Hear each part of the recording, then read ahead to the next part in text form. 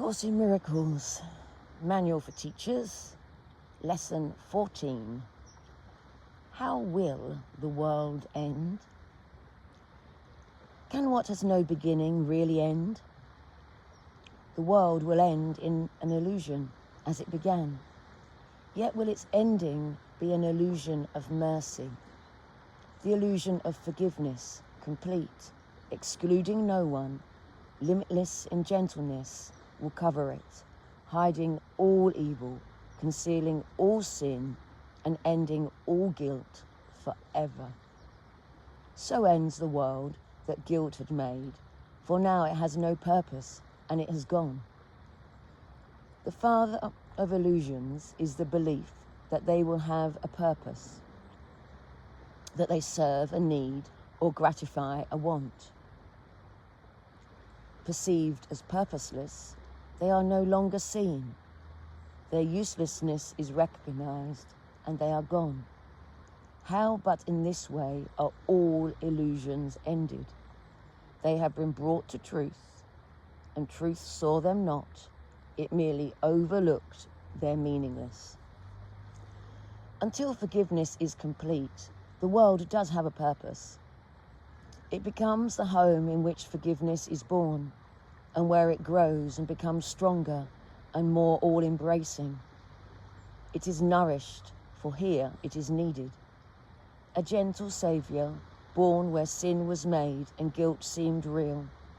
Here is his home, for here, there is need of him indeed. He brings the ending of the world with him. It is his call God's teachers answer, turning to him in silence to receive his word.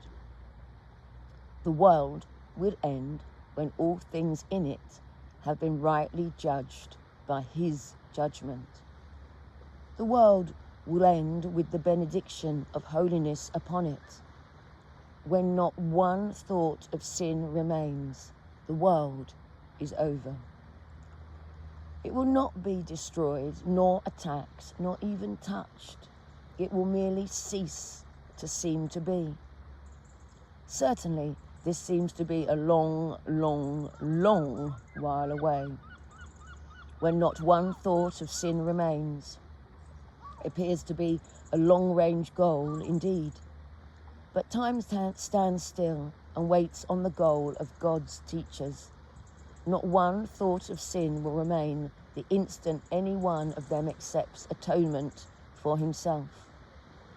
Is it not easier to forgive one sin than to forgive all of them?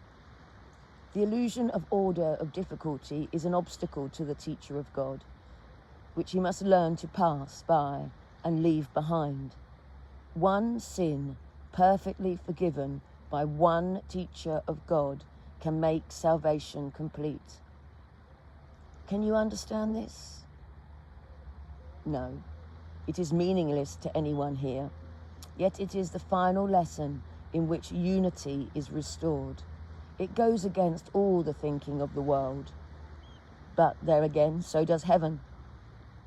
The world will end when its thought system has been completely reversed. Until then, bits and pieces of its thinking will seem to be sensible. The final lesson, which brings the ending of the world, cannot be grasped by those not yet prepared to leave the world and go beyond its tiny reach. What then is the function of the teacher of God in this concluding lesson? He need merely learn how to approach it, to be willing to go in its direction. He need merely trust that, if God's voice tells him, it is a lesson he can learn, and he can learn it. He does not judge it either as hard or easy. His teacher points to it, and he trusts that he will show him how to learn it. The world will end in joy, because it's a place of sorrow. When joy has come, the purpose of the world has gone. The world will end in peace, because it's a place of war. When peace has come, what is the purpose of the world? The world will end in laughter, because it is a place of tears. Where there is laughter, who can longer weep? And only complete forgiveness brings all this to bless the world. In blessing it departs, for it will not end as it began. To turn hell into heaven is the function of God's teachers, for what they teach are lessons in which heaven is reflected.